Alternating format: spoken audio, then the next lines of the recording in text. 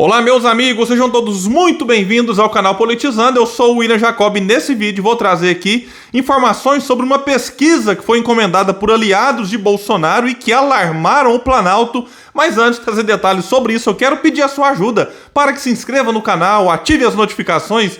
Se assistir esse vídeo e gostar, manda o joinha pra cima. Se não gostar, faz parte, joinha pra baixo, comenta, compartilha, em especial com aquele seu amigo bolsonarista que já está quase se arrependendo, disposto a pensar numa alternativa para livrar o Brasil dessa polarização odienta que está levando o país para o buraco de vez. Mande para ele, porque isso aqui pode ajudá-lo, enfim, a entender que a gente não deve ficar com um porque não gosta do outro e com o outro porque não gosta do um. Vamos ver aqui que o Robson Bonin, colunista da Veja, escreveu lá a seguinte matéria com a seguinte manchete: rótulo de preguiçoso cola em Bolsonaro e alerta o Planalto. E ele vai destacar: pesquisas encomendadas recentemente por aliados de Jair Bolsonaro alarmaram o Planalto. Os levantamentos, realizados a partir do monitoramento de redes, mostram que o rótulo de preguiçoso, não sem motivo claro, destacou aqui, pegou no presidente. E agora, será que tem tempo para fazer com que esse rótulo não acompanhe mais? Vamos ver. Além do conhecido expediente curto no Planalto, Bolsonaro tem aparecido semanalmente em passeios de moto pelo país, em horário de expediente. O fenômeno é retratado há tempos por este colunista, disse aqui ele próprio. Mas recentemente a Folha fez uma matéria que reuniu os números da vida mansa de Bolsonaro na presidência, o que ajudou a consolidar a imagem do presidente sobre o pouco apego ao trabalho. Bom, além disso aqui, a gente tem que pensar em algumas outras questões relacionadas a esse lazer, excessivo que Bolsonaro tem na hora do expediente. Primeiro, qual que é o custo disso? A gente tem visto aí cifras simplesmente assim assustadoras, que quando o presidente se desloca, vai equipe de segurança, tem transporte, tem em muitos momentos aí hotel, tem um avião da FAB que vai lá para transportar, tem toda uma estrutura que custa. E num país em que falta dinheiro para tudo, em todo canto, esse abuso é, no mínimo, irresponsabilidade com o dinheiro do povo. Um povo aí que está lutando para ter o que comer. Quando você gasta 1 milhão numa viagenzinha que poderia ter sido evitada, poxa, é 1 milhão que está gastando do nosso dinheiro. Se tivesse sobrando, o país a mil maravilhas. Não é o caso, longe disso. Vamos pensar num outro ponto. Eu lembro direitinho quando a direita fazia protesto ali em finais de semana, e às vezes grupos da esquerda faziam protesto no meio de semana. Qual que era a chacota? A esquerda é vagabunda, faz protesto em meio de semana porque não trabalha. Já a direita trabalhadora faz protesto no final de semana. E o Bolsonaro, presidente da República, vocês têm noção de como que deve ser uma agenda, ou deveria ser uma agenda de um presidente de um país como o Brasil? Você tem que estar ocupando essa agenda com aquilo que interessa. Aí Bolsonaro, no horário de expediente, zomba da cara do povo brasileiro. E aqui, bolsonarista que já está aí meio arrependido, ou bolsonarista ainda convicto, vamos fazer um esforço, pelo amor de Deus. Imagine se fosse o Lula, presidente da República, fazendo motociata no meio de semana, aí 3 da tarde, como o Bolsonaro faz. Imagine se fosse o Lula, torrando o nosso dinheiro, dessa forma. E também lá, quando você tira férias, tudo bem, vai tirar umas férias, ok. Mesmo assim, você tem que pensar que na falta de recursos, como eu acabei de falar, até essas férias eu acho que elas devem ser pensadas para não passar para a sociedade uma imagem de que, peraí, o presidente não está nem aí com a dificuldade do povo, porque o presidente ele tem um símbolo muito forte para muita gente. Então imagine se fosse o Lula andando de jet ski, fazendo lanche seata no meio de semana.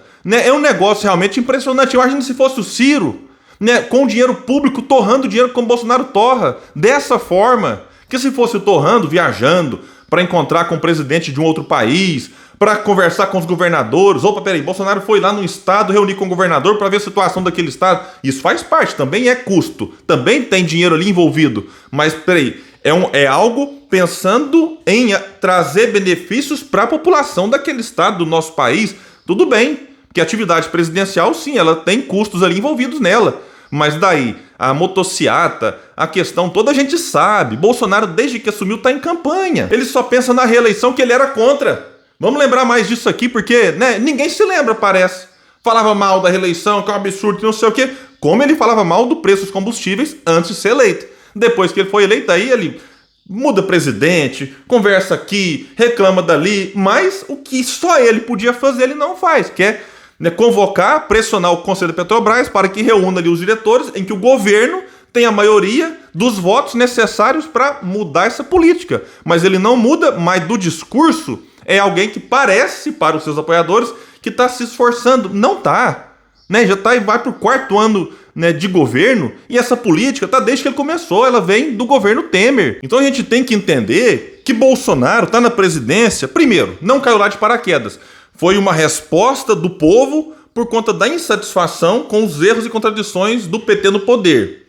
Aí muita gente em 2018 estava lá empolgada porque Bolsonaro representava essa resposta, esse voto de protesto, e muita gente tinha sim esperança de que ele fosse mudar isso tudo que tá aí. Lembra lá? Tem que mudar isso que tá aí. Não, ele não explicava como, mas ele falava, tem que mudar, tem que acabar o toma lá da cá, tem que acabar com a mamata. Aí a mamata continua, o toma lá da cá, né, com esse orçamento secreto, com essa emenda de relator, é um negócio inacreditável. Eu fico pensando daqui a alguns anos, quando o Bolsonaro sair e tiver algumas investigações mais profundas e ver o absurdo que deve estar por trás disso tudo. Claro que eu não estou aqui generalizando, pode ter sim deputados, senadores fazendo a sua parte, mandando as emendas de forma correta, que não tem ali um superfaturamento, mas, né, num país como o Brasil, todo cuidado é pouco nesse sentido. Então, toma lá da cá, não apenas não acabou, como foi, de certa forma, aperfeiçoado. A mamata também não acabou, a gente está vendo. E essa coisa de mudar tudo isso que está aí, o que, por exemplo?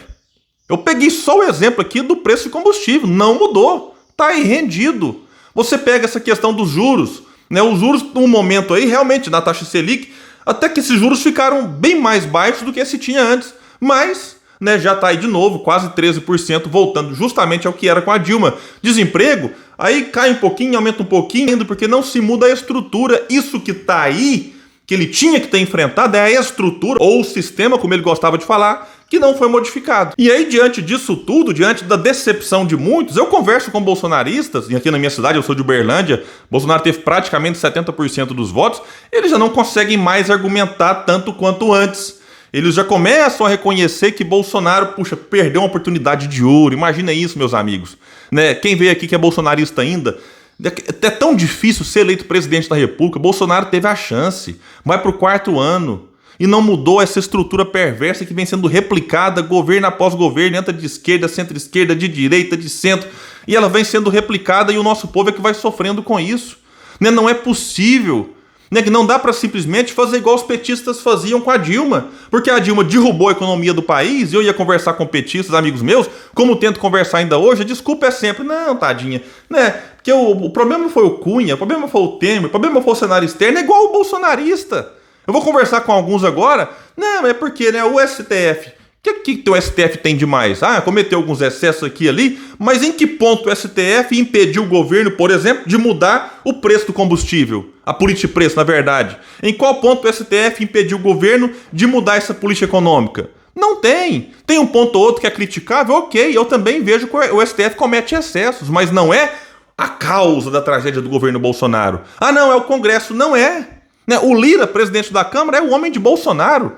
Né? Vai tratorando tudo, passando por cima do diálogo com a oposição que deveria existir. Ah, mas a culpa é do Congresso, a culpa é da Câmara. Não é.